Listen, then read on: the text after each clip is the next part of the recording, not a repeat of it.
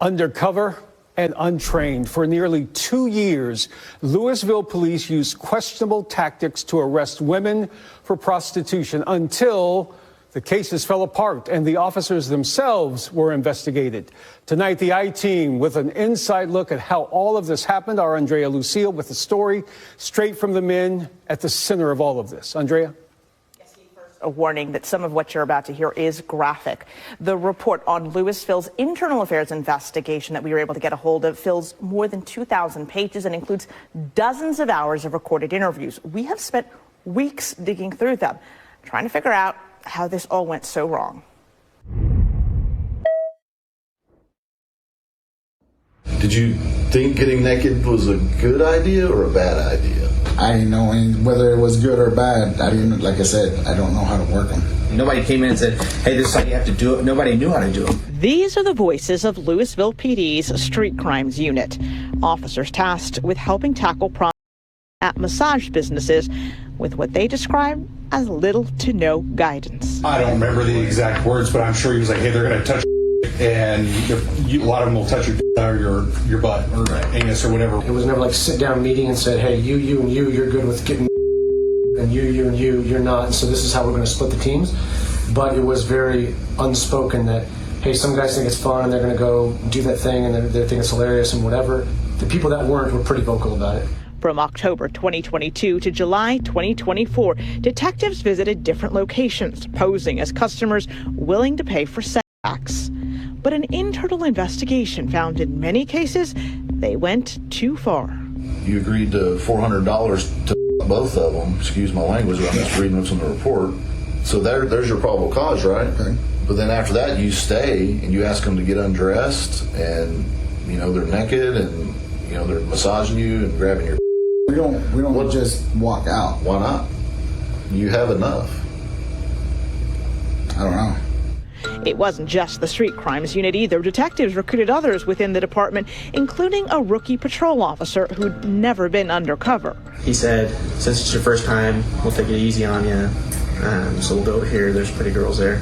He was given city money, a recording device, and a few instructions. You need to make sure that she offers it to you.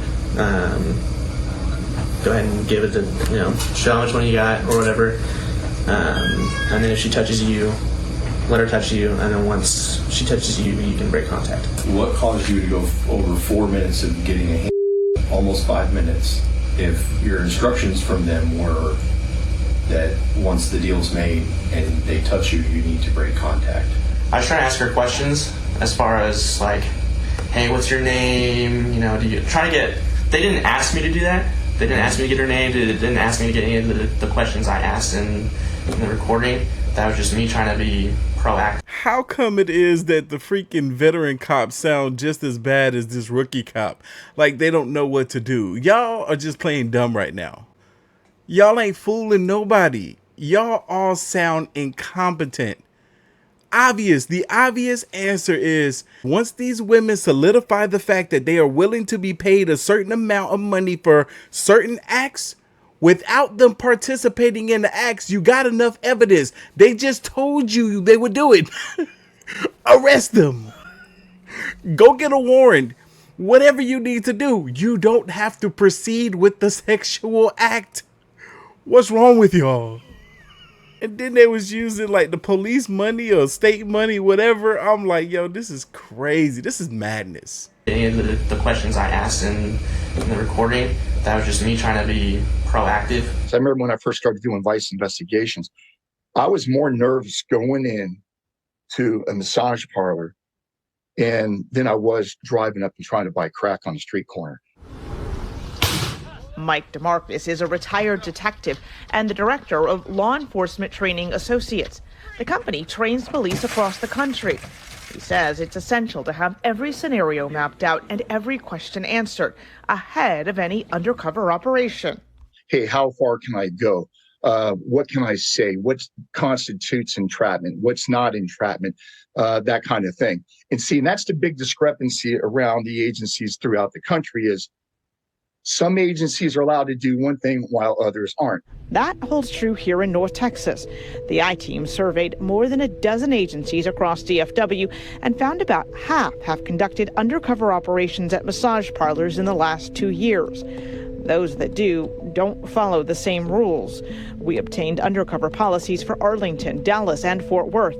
All 3 departments require investigators to get permission from superiors before going into a situation where they would undress. But the level of nudity and the amount of touching allowed varies. Is physical touch ever necessary, though? Sometimes it is. And it sounds weird to say that. But like I said, sometimes the girls will make hand gestures, like, hey, indicated. But sometimes they won't. Sometimes they'll, go and they'll stroke you automatically. Then maybe they start doing this as far as money, that kind of thing. Louisville doesn't have a written policy. Detectives say they were just told to go as far as they felt comfortable. No one up the chain of command seemed to know what was happening, even though some employees say it was an open secret. They're bragging about everything that they got done to them at the massage parlors. A records clerk said she overheard the pitch as the detective asked a male clerk to go undercover. If you want to come and see for yourself and see what you can get done, we'll have you go out. It wasn't until last summer the Denton County District Attorney's Office raised the alarm, rejecting 22 cases Louisville police filed. Undercover officers, it complained, had let things escalate into contact with suspects, making it difficult for prosecutors to make a case in court. The fact that these dang officers are messing up the case by proceeding too far forward with the sexual activities. They had to throw out 22 cases. They had to throw out 22 cases where I bet 100% of those 22 cases there were actual prostitution going on. Idiots. The department then launched its own investigation. We're looking for some insight because we're also trying to wrap our heads on how did the PD get to this place where this has been going on for 2 years. I don't know if you really want my personal opinion. Yeah, sure. I think they weren't supervised, and I think they went wild and did whatever the they wanted to, and they went in there to get and realized they could, and about every other time they wrote it down. Nobody had enough ethics to go, this sounds like a we need to be looking into this. No one did. Yeah. That's the problem. So what's the fallout going to be? Because nobody was man enough to stand up to it. 3 officers were fired, 8 others were disciplined. We reached out to all of them, but many of them have appealed those disciplinary decisions, so they're not releasing comments at this point. The police chief, by the way, turned all of this over to the Texas Rangers to see if criminal charges were warranted. None were filed. Again, we're talking about police officers and their conduct. So how does this police department, Louisville, still not have a policy for undercover investigations? Yeah, good question. The chief tells us there will be a policy, but it is still in the works. He's also reorganizing the street crimes unit, and he says it will not include any of the officers who were disciplined. And what happened to the women who were involved in all of this, who were initially, were they arrested? Yeah, those charges were dropped, but there's also the question of, are these women victims of trafficking? We found city leaders and police officers have different opinions on that. We're going to get into that in our story tomorrow night. Man, how they play that I didn't know any better card, man? They grown men. They simply used the fact that they didn't have any proper guidance.